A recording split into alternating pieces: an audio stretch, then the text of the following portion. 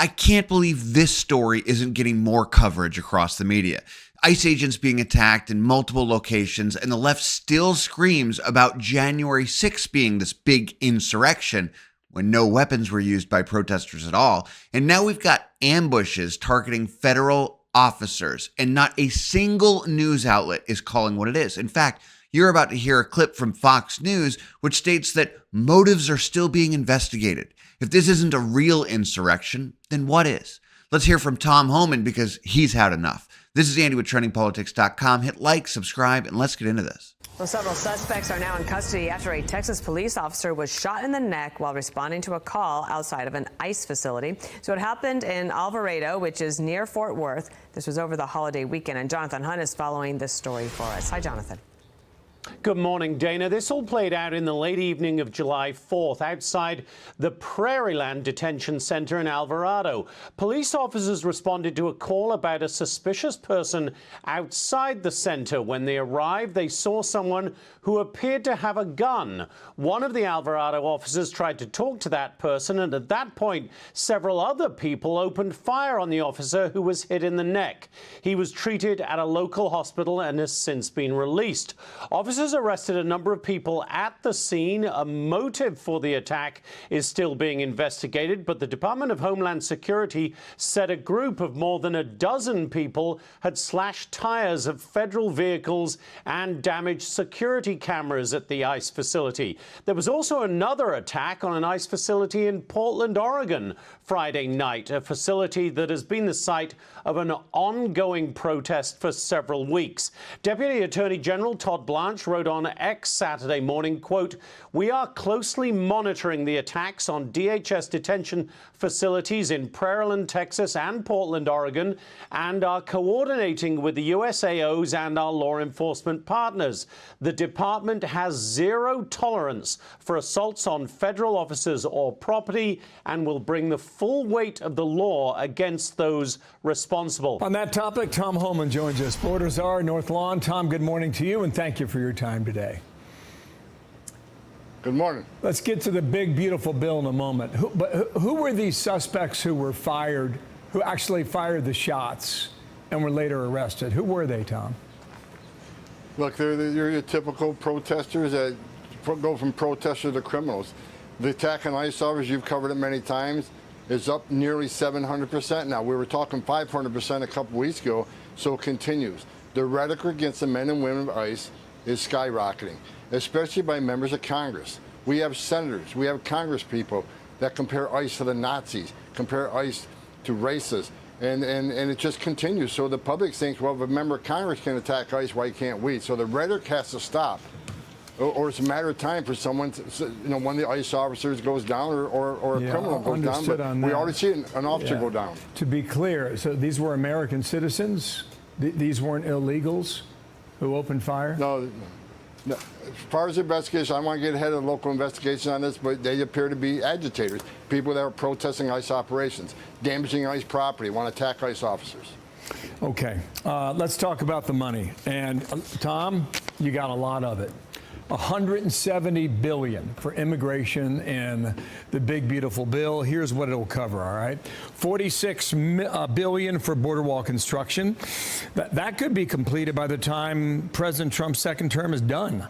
$45 billion expanding immigration detention capacity. $30 billion for the ICE hiring and training. $6 billion for border technology and surveillance. And it really appears that really has not been something that's been talked about a lot in this bill. But that's going to go a long way. In addition, put this up. You have 10,000 new ICE agents. Currently, you employ 5,000. You add 10,000 more for a total of 15,000.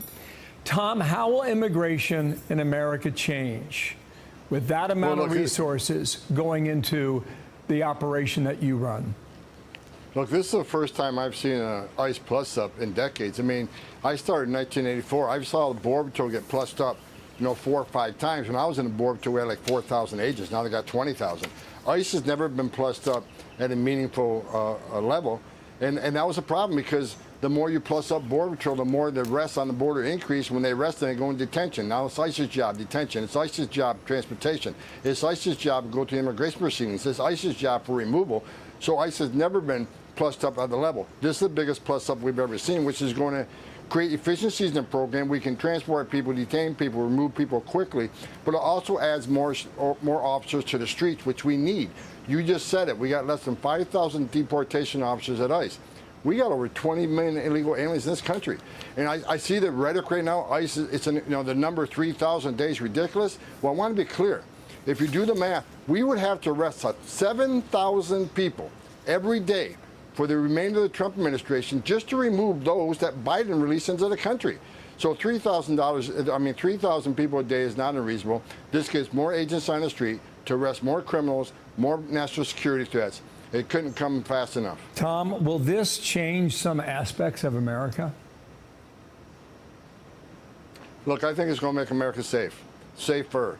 For every criminal alien we take off the street and deport to another country, for every national security threat, look, we got over 200 Iranians who are arrested since the Iran conflict. So this is going to make this community safer. Bill, we got over 600,000 illegal aliens with criminal records walking the streets of this nation. With this plus up, we can take them into custody, remove them quicker. That's going to make this country safe again. We're going to show the whole world that if you enter this country illegally, which is a crime, and you commit yet another crime here, there is zero tolerance. We're going to find you and deport you. We got to show the world there's consequences for violating our law. So let's review.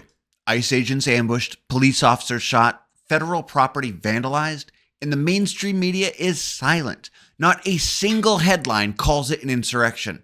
No breathless primetime panels, no congressional hearings, no doomsday commentary about our democracy, just complete silence. Now imagine for 1 second if these attacks had happened under a Democrat administration and the perpetrators had MAGA hats on.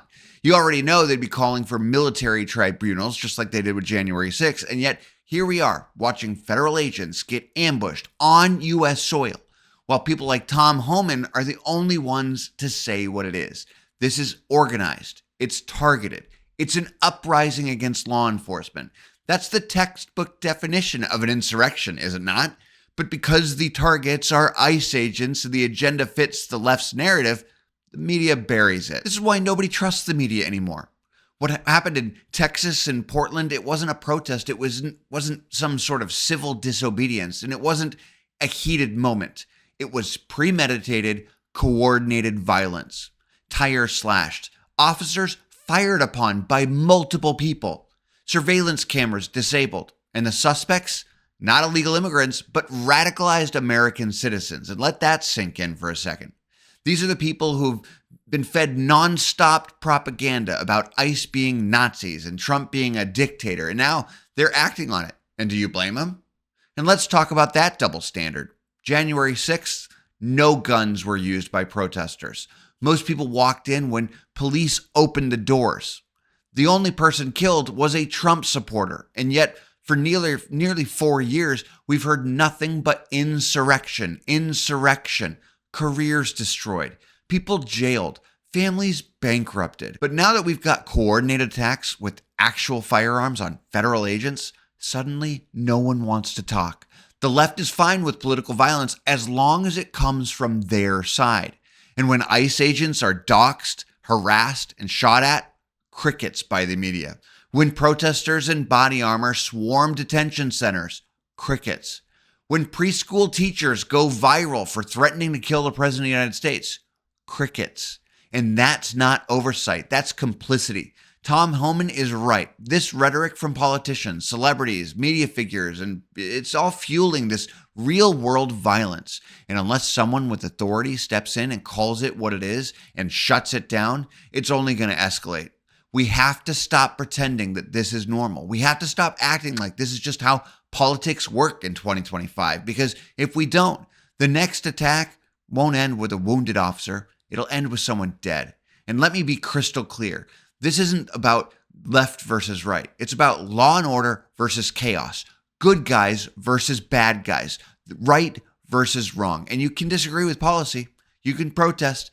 But the second you start firing at law enforcement officers and targeting federal facilities, you've crossed the line and you are the definition of an insurrectionist. This is Andy with TrendingPolitics.com. Stay informed, stay vigilant, and I'll see you next time.